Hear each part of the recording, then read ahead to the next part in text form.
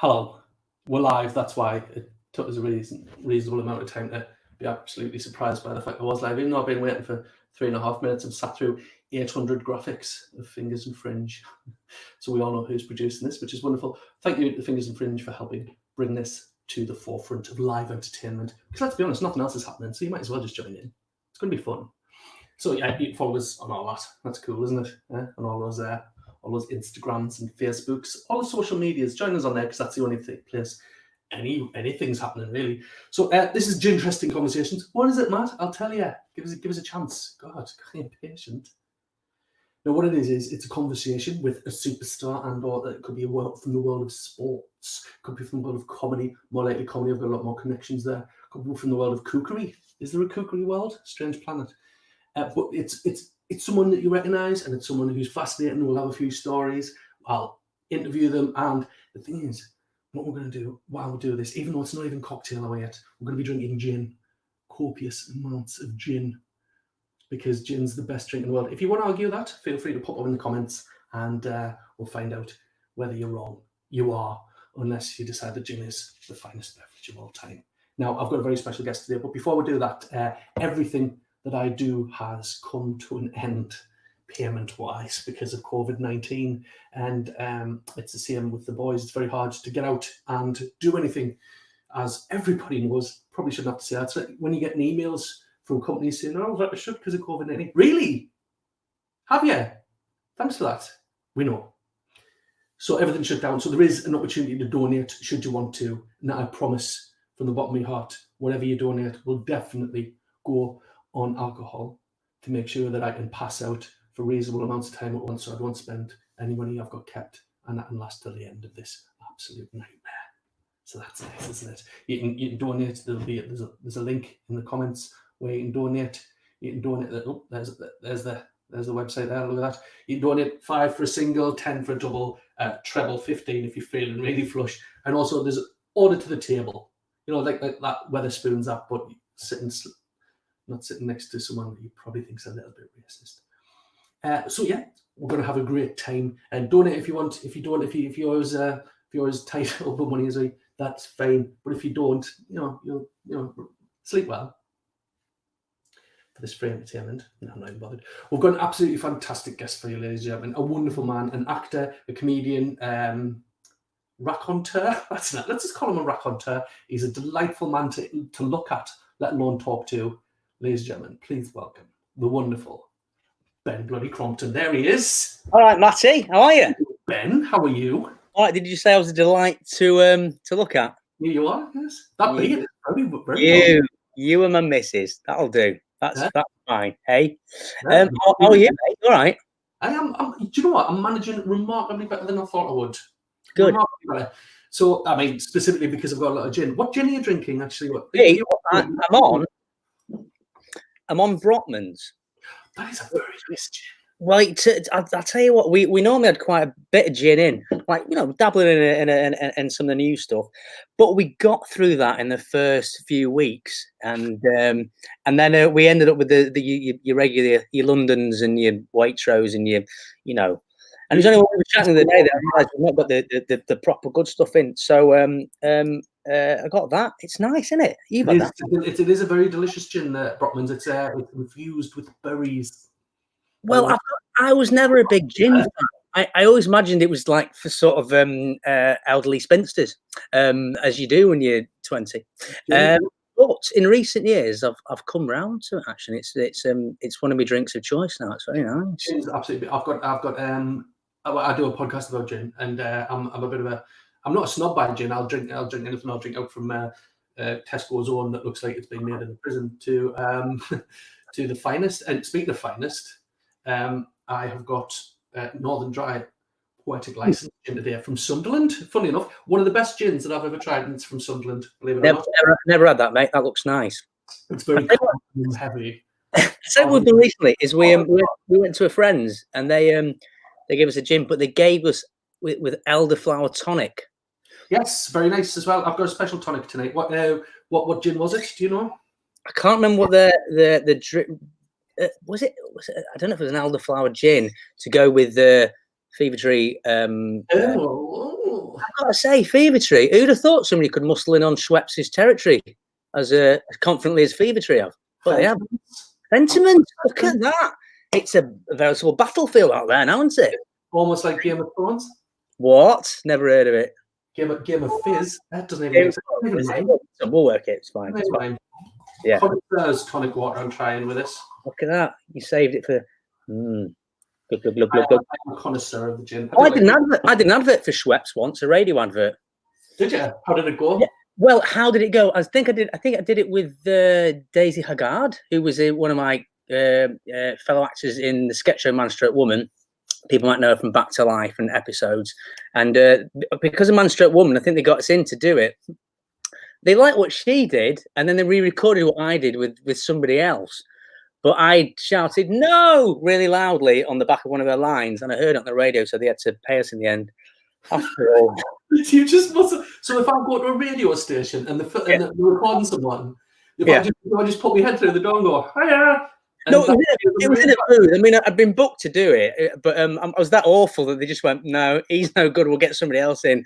But I jumped over a line, so I had to end up getting paid. So always jumping other people's lines, guys. Mm-hmm.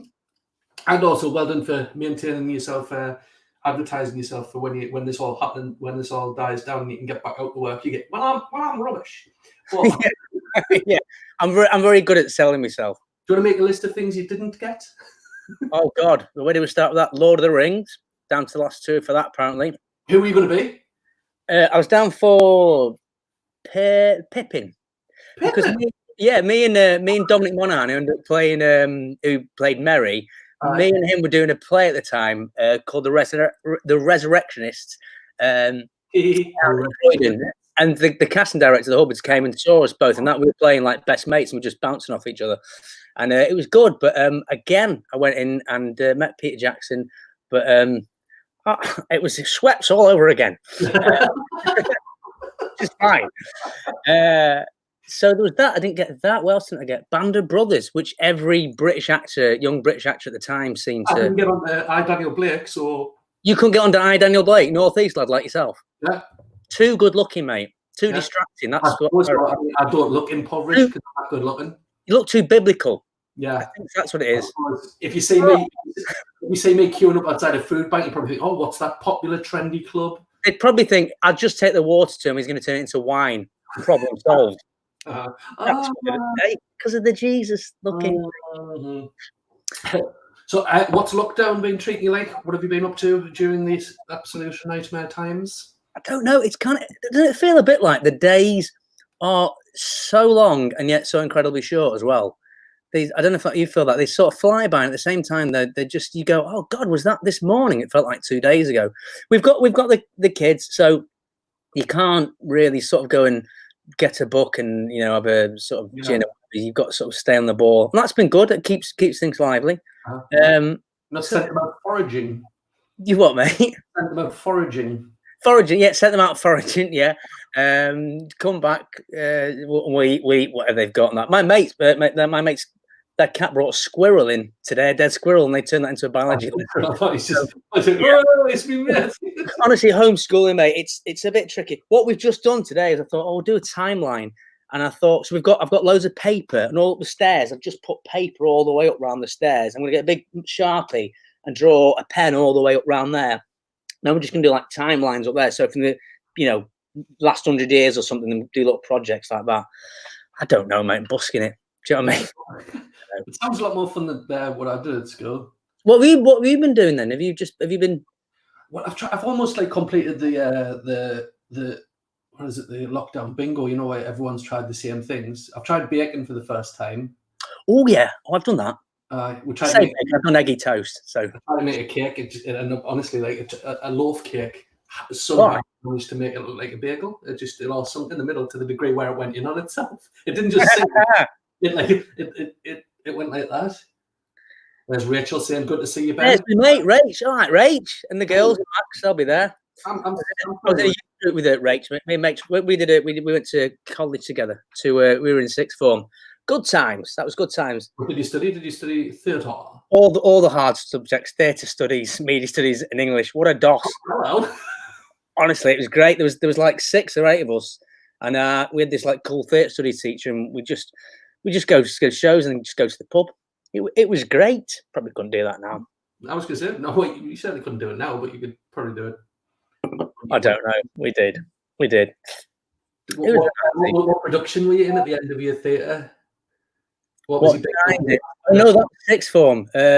We wrote we wrote a real edgy thing called Fear. 2 guys set in prison. Fear, man. Ryan obsessed. Yeah, it was, and we printed our own little photocopied things, and on the thing with 15. You know what I mean? No kids allowed. This is gritty. What else? Yeah. No, we did most of our stuff at uni. We did all the bit of Shakespeare, bit of Chekhov, bit of Klimkov, all the greats. Oh, my favourites.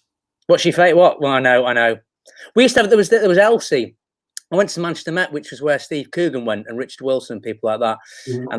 And there was Elsie. There was the woman who works in the canteen, and she sort of cut through the people who were a bit fancy. Do you know what I mean? Yeah. The ones who did it for the lardy-dars. She was like proper down to earth. Bag of shite, Shakespeare, bag of shite, she used to say. No, yeah. That's that boiled down. Yeah, that's that boiled down. What are you doing? Macbeth, bag of shite. So Coogan references her in his autobiography. Well, we've already had the someone just bought us a treble, so we'll drink to that. Smashing! Thanks very much. Cheers, guys. God, that's strong. What have I done? Fruity, mate. What was yours called? Northern Pride or something? It's a Northern Dry rather than London Dry. It's poetic license. It's very heavy on cardamom. I like the bar. It's made at the Roker Hotel in Sunderland. It's such a lovely bar as well. But the gin there is phenomenal, and they do some beautiful cocktails, quite cheap. So I mean, I just feel like I'm pushing them. If you poetic license, hoist something into the Dornier pot. Have you picked up any new skills since this has started? Because I'll be honest, I've been doodling a lot more. I've got a graphic design degree, which I absolutely pissed up the wall. I didn't know you had a graphic design degree. That's good. Yeah, well done. I didn't know. I mean, not to say well done. I've never seen you put it to any use. And that. Right. But, I'm drawing all the comics. I had loads of intentions to do. There was that first week. I think almost in like 3 days, there was this surge of going, we can do this. We're going to put loads of stuff online. We're going to learn new skills and stuff. Yeah. I managed to find a technique to make a guaranteed soft-boiled egg. Chuffed to bits about that. Honestly, 6 minutes. Steam it, guys. Do it for 6 minutes exactly. Steam it in half an inch of water. You're welcome. That was worth tuning in for. Guaranteed every time. Lock the top off. Runny. Lovely. Also, first day of lockdown, I built a unit because the boiler, all the pipes were exposed. And it's been there for like a year. So I built a unit out of two bits of MDF, knocked them together. But honestly, it falls apart. It's like crumbling. What is this? Whacked a bit of paint on it. It's there.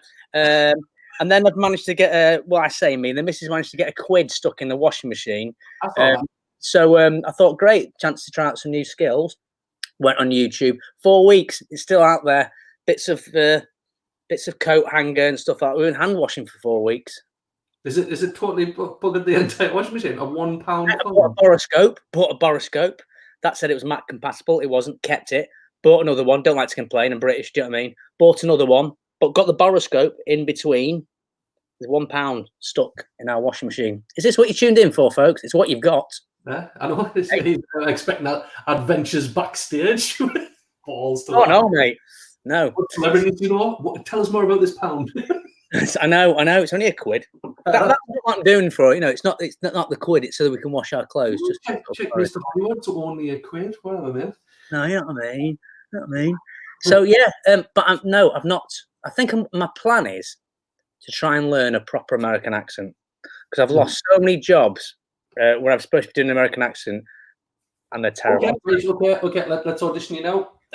No, I'll be the agent. I'm from New York. Okay, what's the part? What part could you have?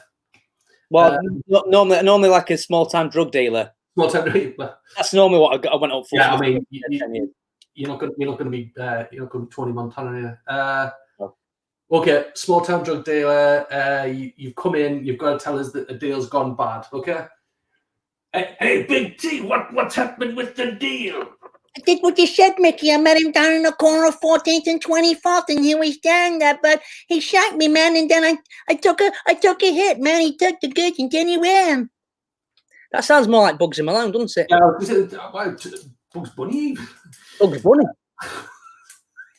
Right, I'm gonna. Not good. I'm gonna go with that one that played the Hobbit. I'm gonna go with him instead. Okay. Oh, I feel like I've been here before. What's your best accent other than Manchester? What's your best accent? I'm not doing it now. I've managed to get away with the London. No, I did it. There's a series called Strike, based on some J.K. Rowling books she wrote under the pseudonym of Robert Galbraith, and I played a Cockney in that. I played an East End, a South London sort of fatty characters and stuff. But they didn't audition me for that part. They auditioned me for a completely different part and offered it me, so they didn't get to hear my accent beforehand. So I just did it. Do you know what I mean? Woohoo! You just did it like that with that accent. Yeah, I went woohoo! Yeah. Other accents not very good at. Northeast. Anyone who's seen me Vera? Ooh, shocking. Everyone's seen you Vera. I see. That's not a euphemism. Have you seen me Vera? Anyone who's seen me Vera? It's me Vera. Almost a shaman song as well. Anyone who's got me Veras? Lovely. Have you baked? I made brownies as well, which is surprisingly easy. Brownies? Aye, absolutely. No, I did manage to get flour because I am in a very secret area. I'll not tell you where I live because I don't want everyone flooding here. But there's 3 local shops and they've got everything. Like they've got flour coming out the shizu. I've just seen that. Do you do much accent? Yes, do Doomwatch accent. What's he doing? That's hilarious. No, I did Doomwatch. Did Channel 5's first original drama was Doomwatch, and it was a remake of the 70s classic Doomwatch, which is a bit of a British sci-fi. And I went. The part was for a guy called Ewan McAllister, and me, because I was a young actor and I was all keen. I said, he said he can be from anywhere. He's called Ewan McAllister. Could I do Scottish? He went, yeah, if you want. So I went to a voice coach and everything, and it's awful. I just went, oh, and it's dainties, and we're looking at rediretional alarms are triggered. It's, oh, mate, it's awful. What I do is, I do an accent, and then I realise I can't do it. So I leave it for 5 years. Forget, try it again. Realise I can't do it, leave it for 5 years. So that's me. Like my girlfriend does the same. She thinks her Yoda impression is really good. Right. It's not. I mean, if this is good, yeah. Right, that's where her impression is. What can you do, Yoda? No. It just sounds like yes. I can do other comedians, but that's about it. And it's a bit niche. You can do other comedians. Who can you do? Can you do Michael McIntyre? Hello. Easy like that. I can do pandas. Gavin Webster. I do loads of comments. It's totally niche. It is niche, yeah. Not going to get us anywhere. Everyone's watching stuff. So have you thought about writing a book? Well, yeah. If you were to write a book, right, what genre would it be? Because I'm going to write a book based on, because I've just noticed recently there's The Witcher just came out on Netflix. Did you say that? Not watched it yet. Somebody says it's a bit Game of Thronesy. Is it? Well, not really. I watched it and I thought the effects were like sub Xena Warrior Princess, and his acting is just him going. Is that Cavill, Henry Cavill?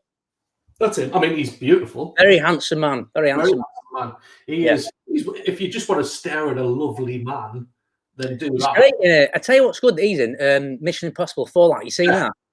Brilliant film, especially when he reloads his arms. So I'm like, yeah, that's a good one. If I was writing I think I'd want to write. I'm a big fan of like Richard Matheson and Ray Bradbury, not Ray Harryhausen. He's a stop. He just like. I like stories and Stephen King. Even though I've never read a full Stephen King book, I love his films and I love his short stories.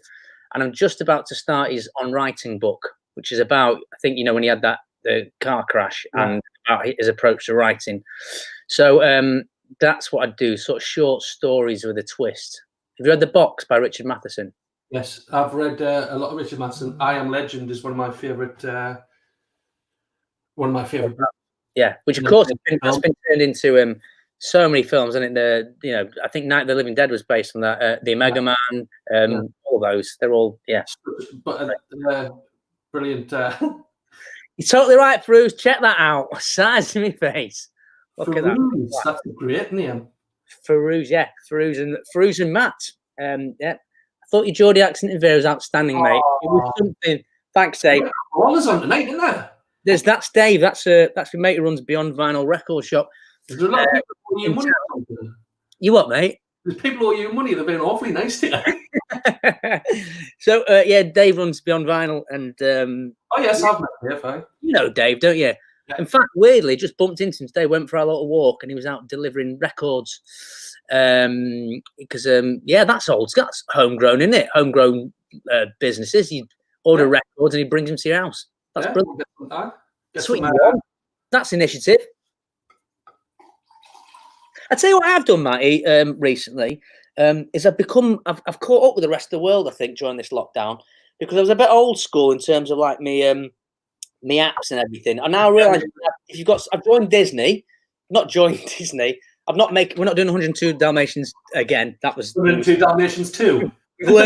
Yeah. 204 Dalmatians. We're so joining. By the way, for the people who don't know, so people don't know that I was in 102 Dalmatians. Who were you in it?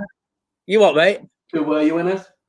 I was. I was Ewan. I was a guy who looked like who used to cause trouble, but now he's all right. The amount of times I've played those people, it's a lot. Are you sat by a window? Huh? Are you sat by a window? Yeah. I do that. You get easily distracted. I do. Well, there's a strange cat just wandered into my garden, which I realise is absolutely unprofessional, but he's a lovely cat. I do that. We've started. Also, I've done Pilates for the first time. You've done Pilates? Yeah, I know. I don't know what's going on there. You, Ben. I'm ashamed of my old self and be ashamed of myself. I've been doing Pilates, but when they're doing it, we're doing it with one of our friends, Gwen. I'm doing it, but we look out of the street and there's loads of people walking past us, but most of it just going, what are they doing? That's 4 of them. They don't all live together, I can tell you that much.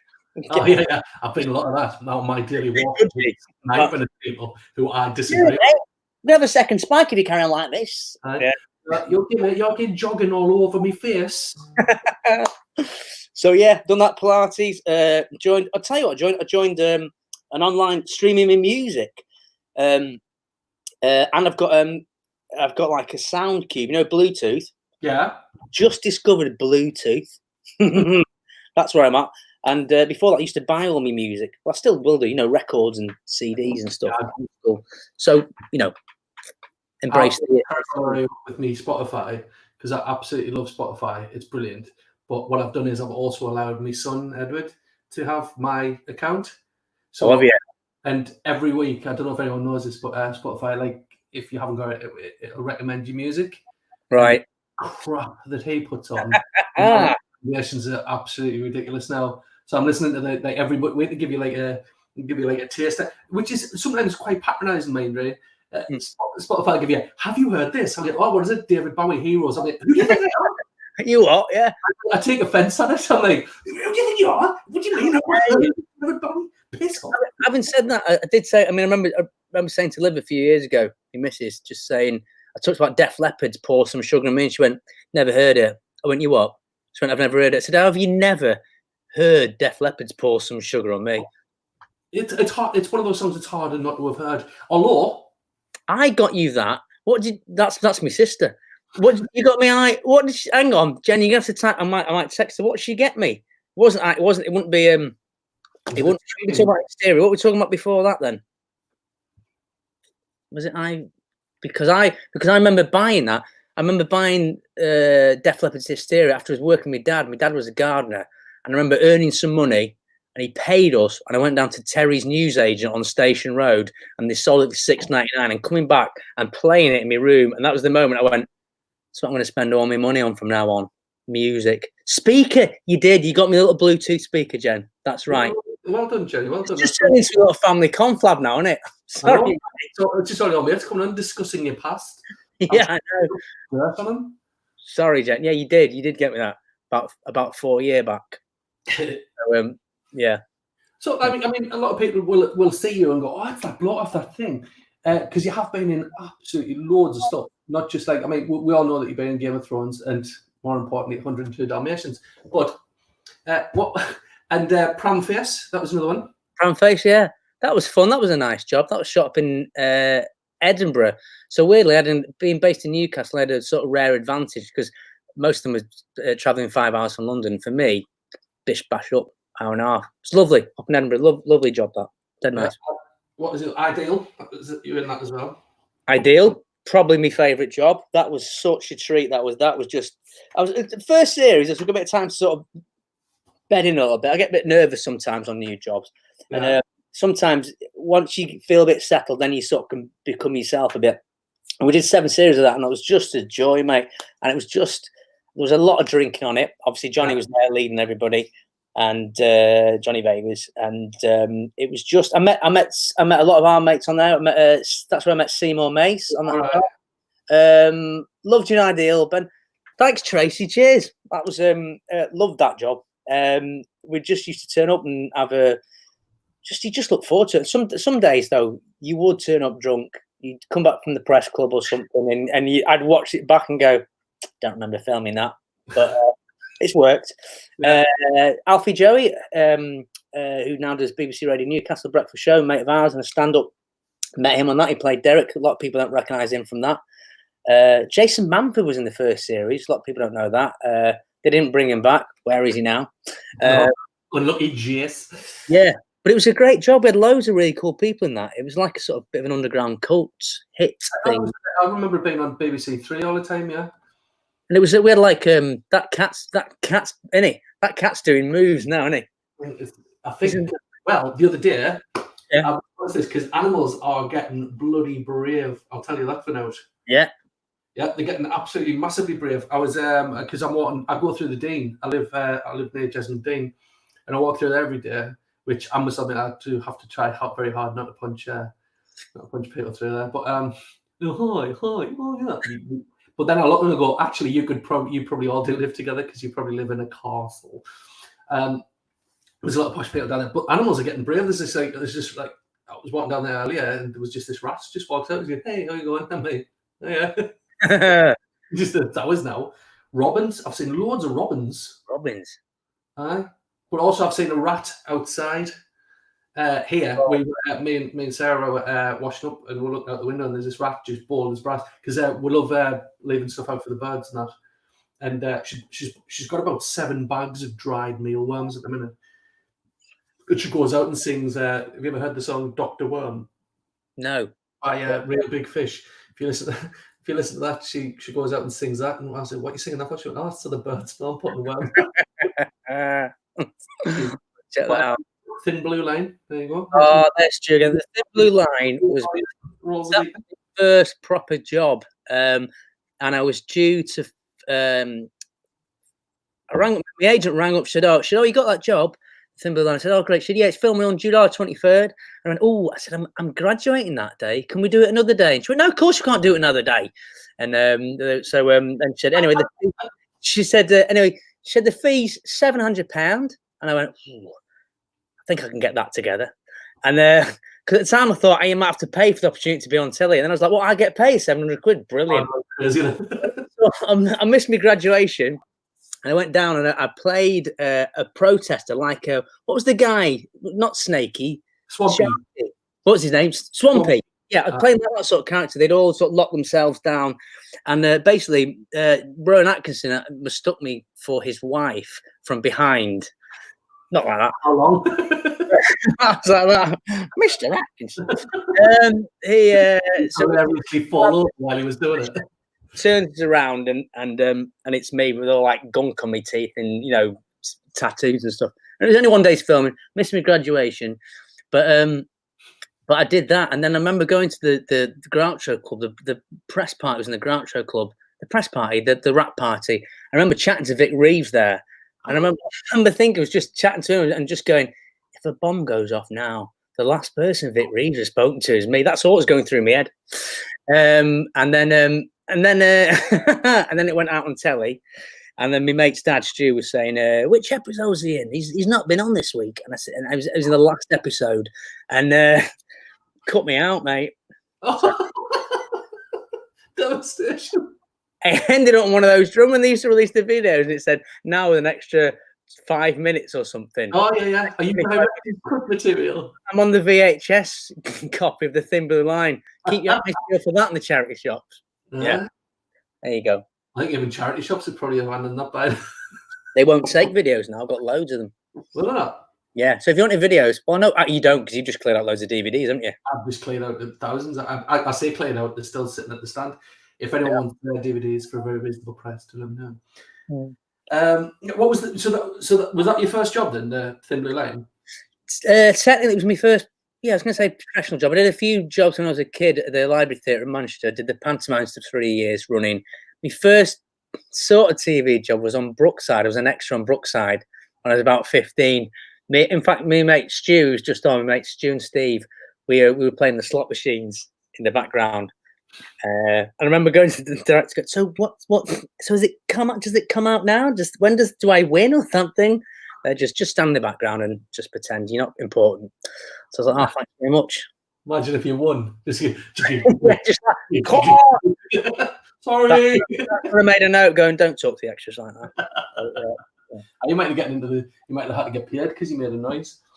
Yeah, I should have just gone no, and then up my wage. What's the most proud you've ever been of a job? Of all the jobs you've had, what's the most proud one? Is it, I would assume, because it's been the biggest TV show on the planet for so long now, Game of Thrones. But obviously, you might have personal reasons for a different job being. I'm proud to be part of it because it's such a phenomenon or whatever. Yeah. It's great. I'm not the proudest of me acting in it. I sort of by a distance, but I enjoyed by a distance. No, I wasn't.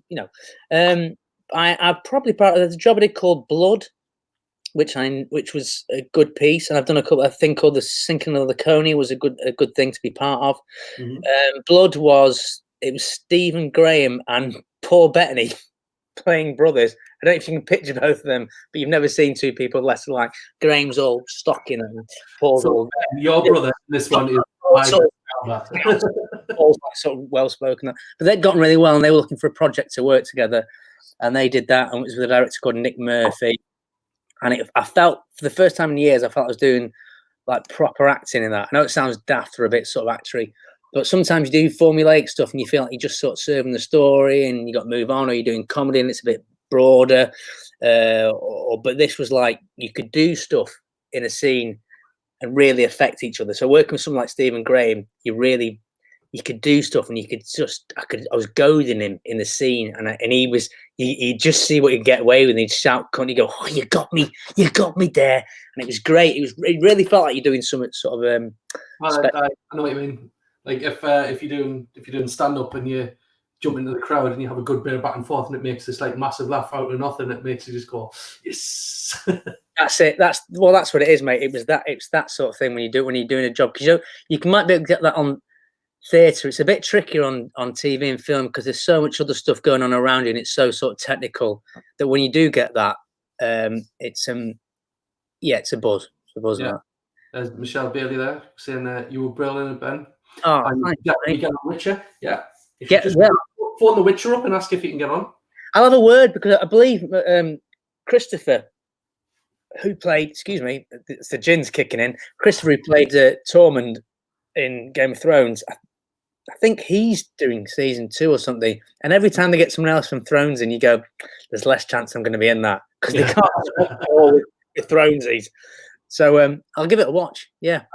Well, I was always like, there was only one thing I ever wanted to be on if they made the TV show of it. And I think I asked you if you knew anyone as well. But Good Omens. Good Omens. I don't care if I have to be an extra. I just want to be in it. It's my favourite book. And then they made that programme, and David Tennant was in it, and I was all sad and disappointed. You didn't like it, did you? You weren't a fan. I do remember asking that and going, and going, I would if I could. I'd be book man getting it on myself and that. Yeah. You were in another Terry Pratchett one though, weren't you? Oh, Going Postal, yeah. I had a little part of that guy called Mad Al in called Going Postal, which is about the postal service, and David Suchet and David Suchet. Yeah. David Suchet, isn't that? Yeah. That was out in Budapest. See, that was a surprise. That's a very beautiful place. Have you been? No. I always imagine Budapest be quite run down, and it probably isn't in places, but the city centre is just gorgeous, and there's the Danube. Right, here's a little name drop for you. I don't mind doing that. Andrew Klein. I'm going to ask you about that. It was Andrew Sachs, who played Manuel. Yeah. He was in it, and we were massive fans. Me and my mum, my sister, my dad used to watch all the Fawlty Towers, as loads of people did. So when I found out he was in it, I was just buzzing. And I remember having breakfast one morning on the Danube, just me and him. Just having breakfast by the Danube with Manuel. He was telling us that he was a writer, and he'd once written a radio play for Radio 3 with no words. It was all sound effects, which sounds great. I must track it down on that, but I just thought that sounds like he was really cool. He was a really nice bloke.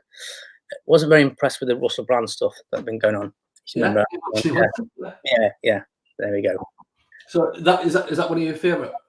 If you were going to do good question, Tracy. If you weren't going to do a soap, which one would you prefer to be in? I mean, you've obviously been in some, but I've not. I've never done a soap.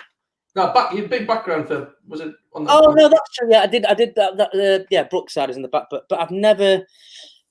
No, I've never done a soap. It would. I mean, it'd have to be Coronation Street because of Manchester. And I grew up. I don't watch any soaps now. When I was, me and Mum used to watch EastEnders for a while when that first came out, every Tuesday and Thursday.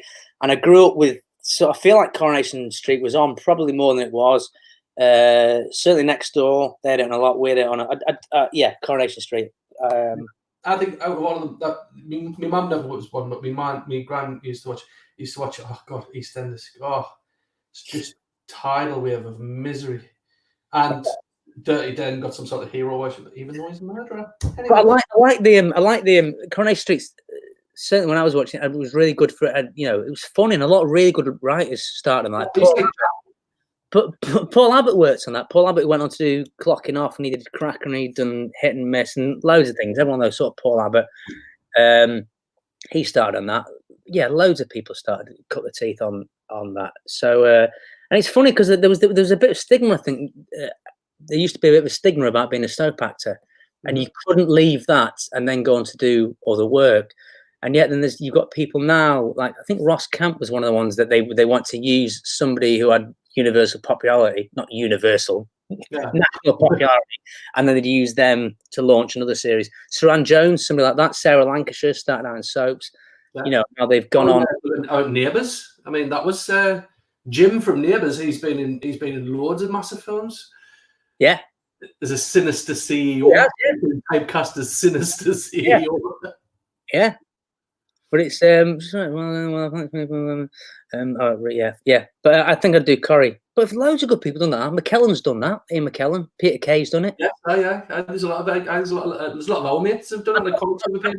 I'd love to nip in and do it, but I won't want to do it long term because I've got a lot of mates who do soap and stuff, and just the level of attention you get from that is just a bit different.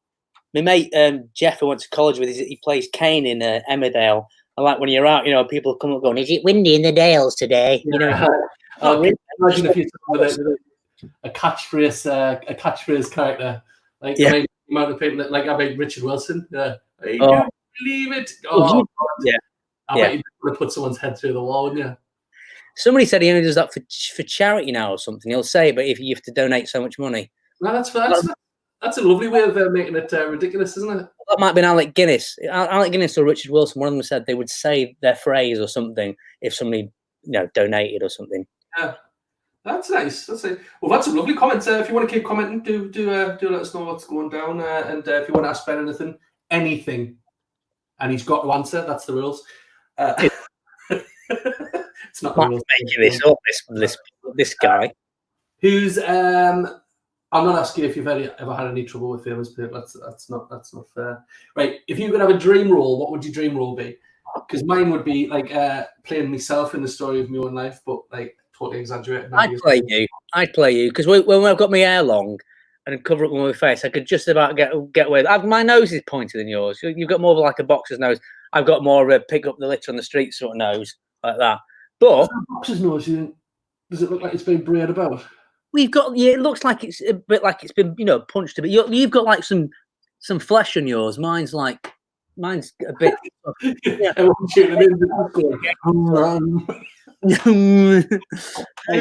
If there's any time to think I should be donating for this live comedy on the internet, it's definitely now the thing. Go on, guys. What we're comparing noses, eh? We can't lose arse like this. Jesus. Andrew Sachs is in Corrie too. He was Fruz. Yeah, he was. That's right, Andrew Sachs. See, the circle is complete. Hey, what's his catchphrase and ideal? I'm on probation. I did have that for a while when that was on. I did have a catchphrase. He was a guy who. Did you watch it, Matty? Probably stone vaguely through. How was I? I mean, he's coming back from a gig going. Yes, I did used to just.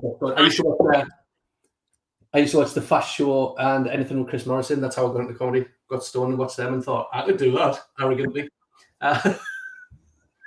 Look at me now. I played a guy called Colin. He was always on probation. I liked it. We had a couple of variations on that. There was a dream sequence where me and Johnny were much older. We were very old men. And I said, "Oh, I've just booked my funeral. I'm on for cremation." Clever. We had a flashback when I was a schoolboy, and I went, "I'm on detention." That was good. There was a while when people would sort of shout that out. I'm on probation. That didn't last. It's fleeting. Do you get recognised a lot? I mean, I know I've been with you in the stand now and again in the comedy club, and people have come up and gone, "Oh," and got photos with you, which is lovely. And there was one I remember when you were there with your bands and your wife, and someone came up and were absolutely pissed and go, and you were just like, and I just thought it was the coolest thing I've ever seen you do. You just went, "I'm with my family, mate. Do you mind?" And I was like, "Yes." You know what? I really rarely do that because I'm always up for that because I'm also the guy who has been like. I remember meeting like Jerry Bullock who played Boba Fett in Star. In fact, when I was doing that film Blood, I told you about I was working with Stephen Graham and Brian Cox and all these cool people. And I saw this sign saying Jeremy Bullock is going to be in the Liverpool Leisure Centre. And I remember getting the ferry over there with my son who was 4, queuing up in this leisure centre and going to meet Jeremy Bullock. And he was a jobbing actor like I was. And, he'd done like about 5 days on that. And he'd been, last job he'd done was Doctors. But I was like really nervous meeting him. And I was like, "Hello, Mr. Bullock. Sir, would it be possible to get a photograph, please? Thank you very much," and all that. So I'm always aware if anybody has seen us anything. And sometimes, weirdly, some people get nervous just because you're on telly and you want to go, "Listen, give us 10 minutes. You realise I'm a dickhead." But you always sort of go, "Of course you can ask. It's fine."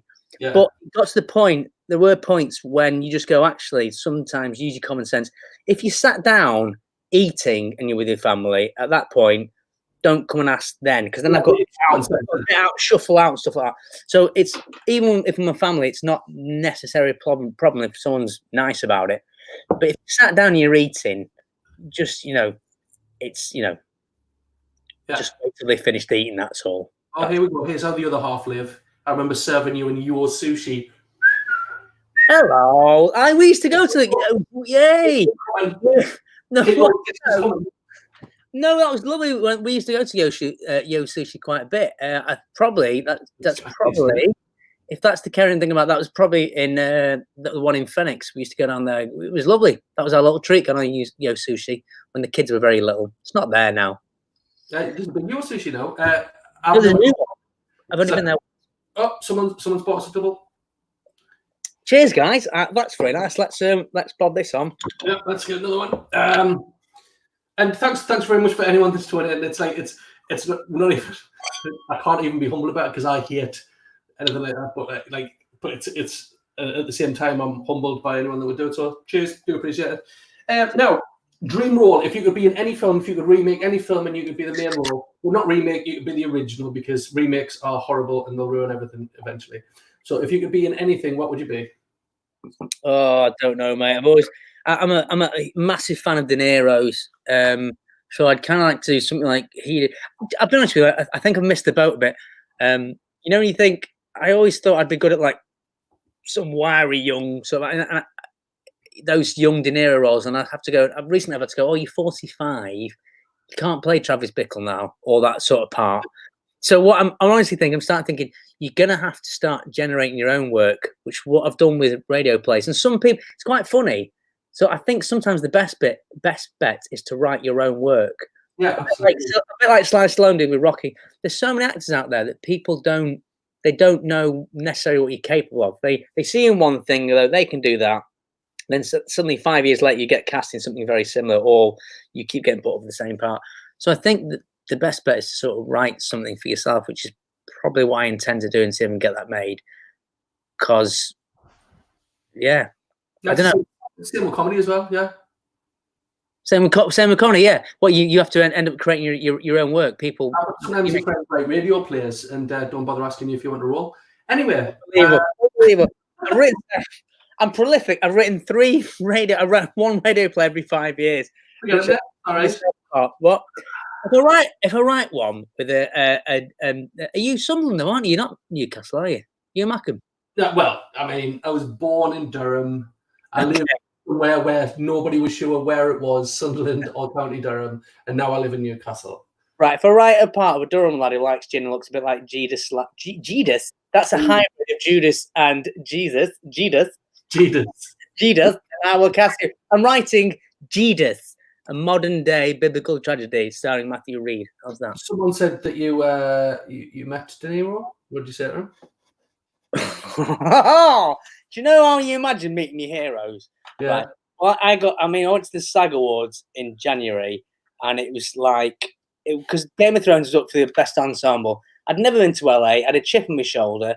I could have gone before. We got nominated a few years before, and I thought, you know what, just go, because opportunities don't come around all the time. And it was just surreal because they were surrounded by Brad Pitt and Jennifer Aniston, and Pacino. Were they picking on you? They were picking on me. They're all what you do? Get back to Stockport.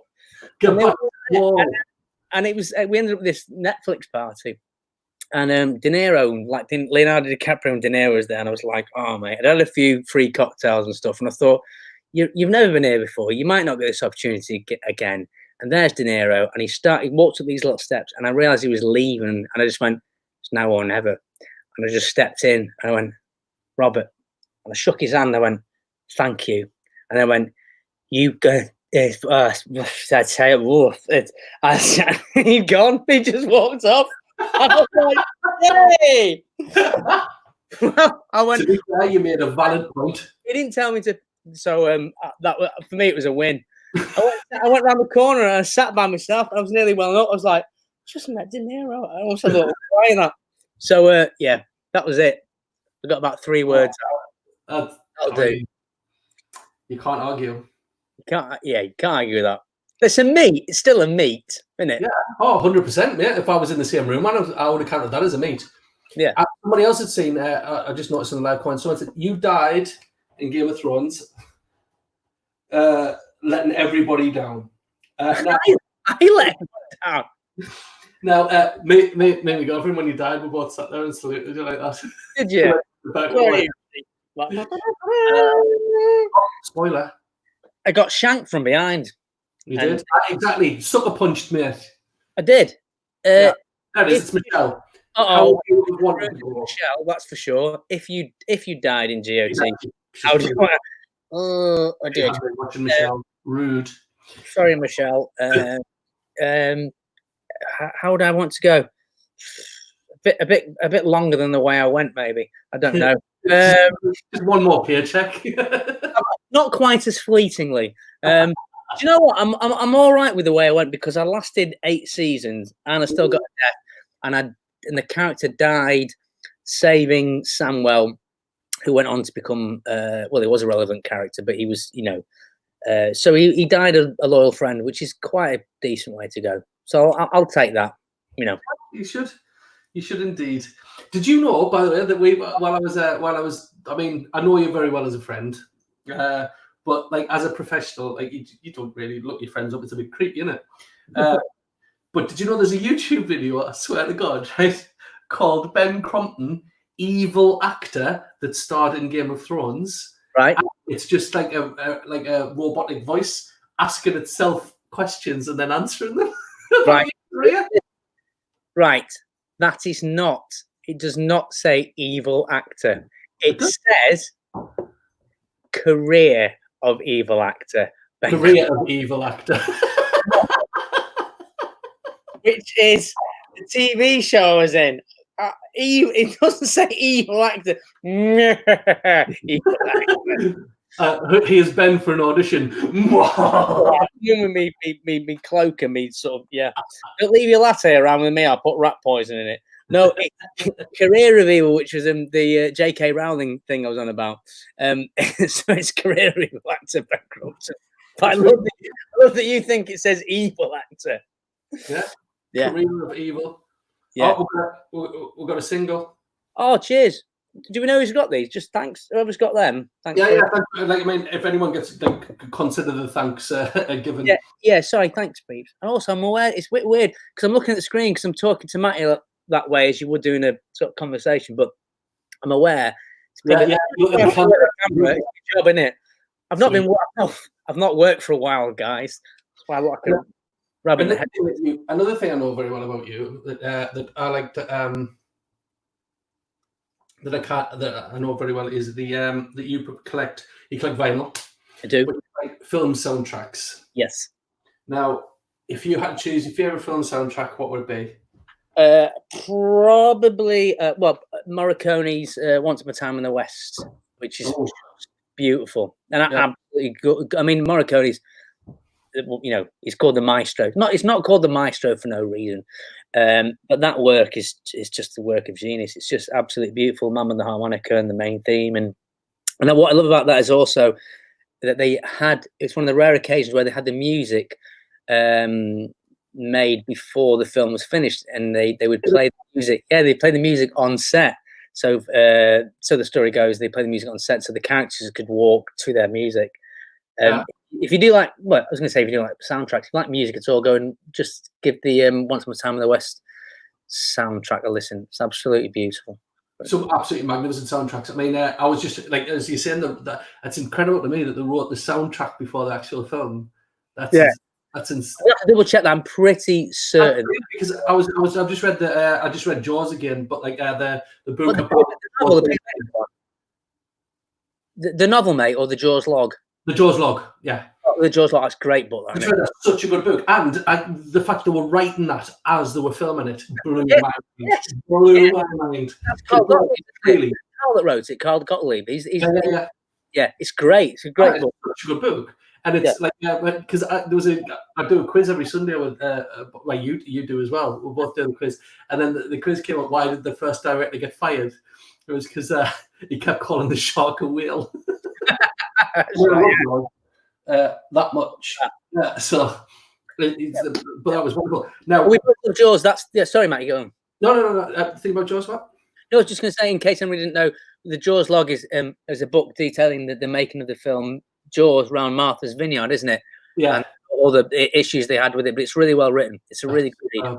It's like you're there just watching them all argue and stuff like that. It's wonderful. But I love a good soundtrack, especially an 80s cartoon soundtrack. I think they're probably the best soundtracks going. I've got the Master of the Universe soundtrack on CD, the French version. I've got there's lots. Yeah, a lot of me 80s TV themes. What 80s soundtracks do you like then? The 80s ones. We've got like Gummy Bears, great tune. Ulysses, remember Ulysses? Yeah, Ulysses 31. Yeah. Ulysses, no one else can do the things you do. That's right. Mysterious Cities of Gold, yeah. Yeah, Mysterious,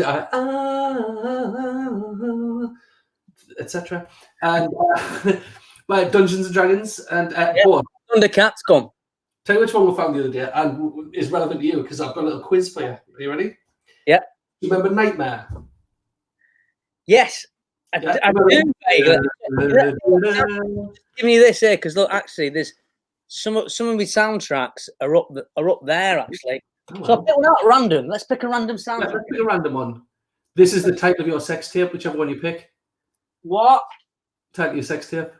Oh no. Quiet Earth. Did the Earth move for you? Yes, it did, but quietly. Yeah. Well, you got to... Linda's Farm. That's not a sound. Running. They're all mixed up, mate. James, that's a great album. That is. Let's stick that back. Your sex tape is called James. That's also my list in lockdown. Organise my records properly. They're all over the shop. Go on, mate. Sorry, talking about. No, but it was the kids. Oh, another double. Wait, a double. Oh, another double. Just got a double and another double. Thanks, people. Yes, thank you so much. Do appreciate it. Going down totally. It'll be mainly the producers. They'll all rinse us, and we'll get the leavings. So. Right, it's 1 hour now. That's we're going over our time, but I'm doing my quiz. Do you remember Nightmare? Yes, vaguely. Yes, I do. So yeah. We used to put the helmet on the kids, and the kids would have to give them side step left, side step right. Yeah, but yeah, it's a bit like the adventure game. Well, yeah, it's like Choose Your Own Adventure, but live. Right now, here we go. This is a quiz, and it's lines from Nightmare and lines from Game of Thrones, and you've got to tell us which one's which. Okay. Okay. Silver precedes gold, and the silver spurs of a knight will be yours if you survive. Nightmare. Correct. It's 1-0 to Ben. 1-0 to Ben. Is that why you called me here to pose me riddles? Thrones. Thrones. Yep, that was Cersei. 2-0 to Ben. He is our hostage who will lead no armies from his dungeon cell. Thrones. Thrones again. Wow, he's not dropping the ball. Do you know what I'm doing here? Slightly, I'll be honest with you. I do think these are Thronesy or Nightmare. I did give them a thought, but also I'm now using the Derren Brown psychology thing. You do one. I got luck in the first one. The next one is going to be the other one. The next question is going to be the same again because you think we might go a bit. I've not wasted my time, have I? Hey, Derren Brown. Out of this. Do you want mind wizard? Do you want to? I think we should go out and we should be like con artists from now on. Right, I'll tell you this now, just very quickly. There was an actor, and I won't mention his name. I'll tell you off camera, but he had the unbelievable confidence that he would go up, and he was a good-looking lad and all that. And he would walk up to a table of women, and he would go. He'd do something where like, oh, guess which hand the coin's in or something like that. He'd do this coin trick and try and sort of get off with the girl. And they go, no. And he'd go to the next table. And then he'd go to the next table. And he goes to the next table and he'd go, oh my God. And he'd just keep going round. And then he said, at the end of it, he went, how can you keep doing that? He went, 9 out of 10 of them say no. 10th one says yes. And I was like, I would never be able to have that confidence. Oh, no. We're not going to the bar to do that, right, Matty? Right? Not doing that. I knew it. The hunt is on. The season has begun. Thrones. Yes, I win one. That's Nightmare. Oh. Yeah, in your face. I got this. Last time we spoke, we made a pact. You violated that pact. Say that again. Last time we spoke, you made a pact. You violated that pact. I don't think there was any violation going on in Nightmare. That's Thrones. Plenty in that, you dirty dog. I didn't get it. He even made a joke about it. There's a whole thing. What are you? Well, you're celibate. Aww. That was my last bit. You're celibate, Emma. Thanks very much. See you later. That was Tyrion. The Great Experiment. You will turn it loose on them. Thrones. Nope, that was Nightmare. Yes. Damn. Still winning, I think. 4-2. Do not speak to the game, or I shall turn it loose on you. That was it. All right. There is no game for a player with numerous lives. When this one is done, your adventure is over. Nightmare. Yes, that was Nightmare. Yeah, that's it's a bit 3-2-1, that. Yeah.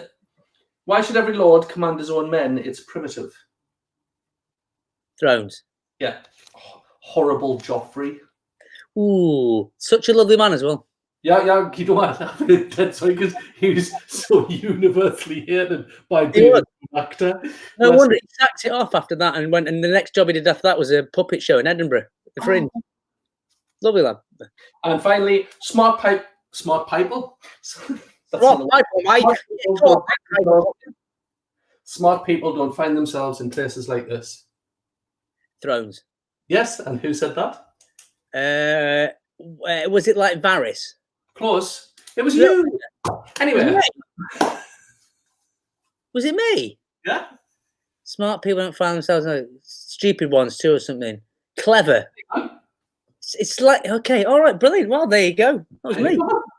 Well, we've overrun. That's fine. We've overrun. Whatever. Well, thank you very much.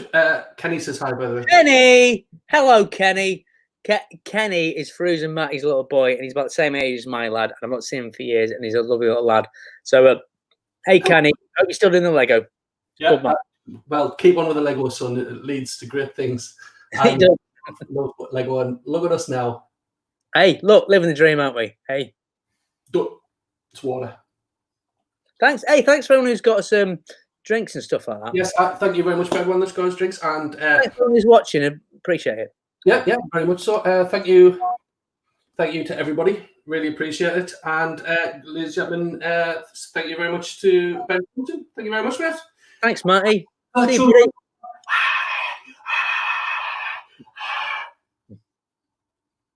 do you hear that noise? Well, thank you very much. Next Wednesday we're going to do this again. I'll wrangle a guest. I'm sure it'll be class. Thank you very much for watching, and thank you for everyone who's donated. Really appreciate it. It means a lot in my heart and in my wallet specifically. But thank you very much for watching and donating. If you didn't, don't worry about it. You know, whatever. Hope you sleep well. You've been an absolute delight. And here's to next week. Ginteresting Conversations. Good night.